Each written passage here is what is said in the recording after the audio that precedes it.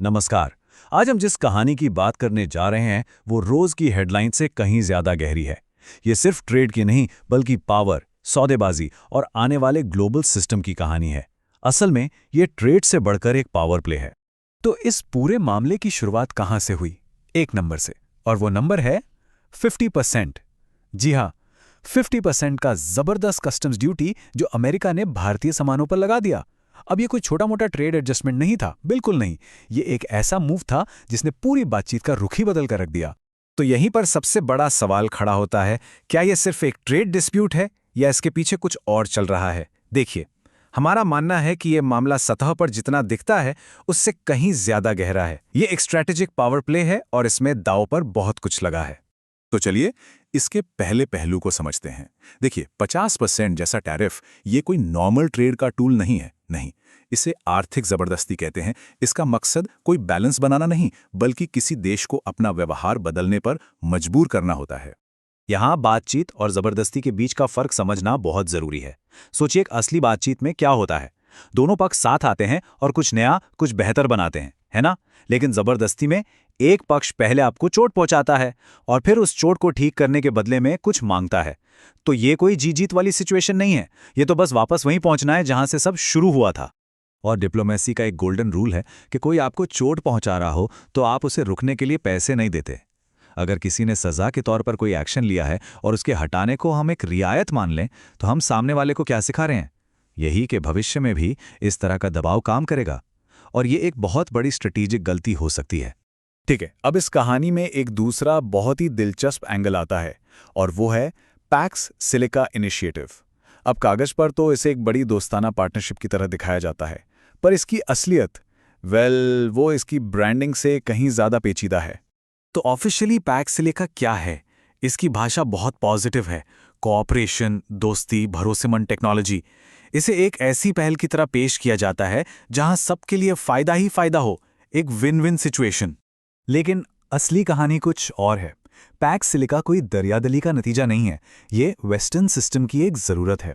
इसे एक risk management framework की तरह समझिए।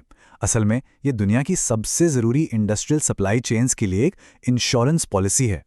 और वेस्ट को इस इंश्योरेंस पॉलिसी की ज़रूरत क्यों है?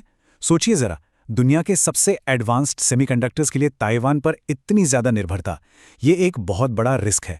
ग्लोबल सप्लाई चेन्स पहले ही सैंक्शंस और लड़ाइयों से कमज़ोर हो चुकी हैं, तो अब सिस्टम को एक भरोसेमंद बैकअप चाहिए। और भारत अपने स्केल, टैलेंट और स्टेबिलिटी के साथ वो बैकअप बनने की क्षमता रखता है। ये कोई एहसान नहीं, बल्कि एक स्ट्रेटेजिक ज़रूरत है। तो सवाल ये उठता है कि भारत इस मजबूत पोजीशन से नेगोशिएट कर कैसे पा रहा है?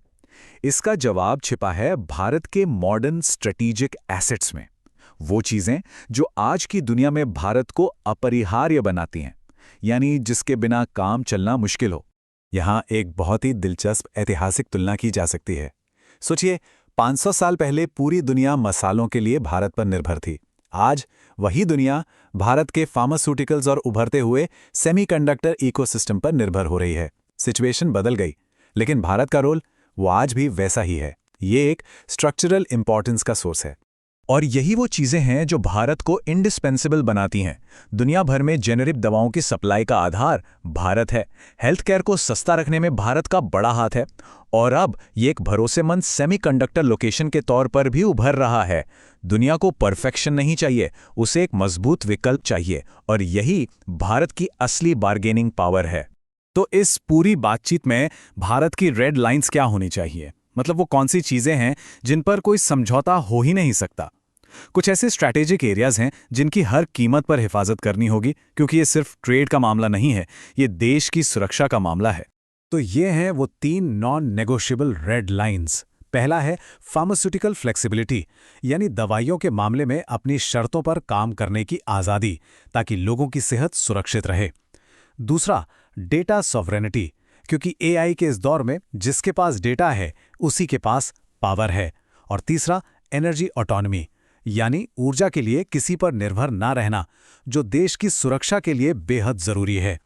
और आखिर में इस पूरे विश्लेषण का निचोड़ एक लाइन में छिपा है। जो देश इंडिस्पेंसिबल होते हैं वो भीख नहीं मांगते, वो सौदेबाजी करते हैं। दशकों में शायद पहली बार भारत कमजोरी की पोजीशन से नहीं बल्कि अपनी इसी ताकत और जरूरत की पोजीशन से बात कर रहा है। और ये बातचीत की शर्तों को फिर से तय करने का एक मौका है।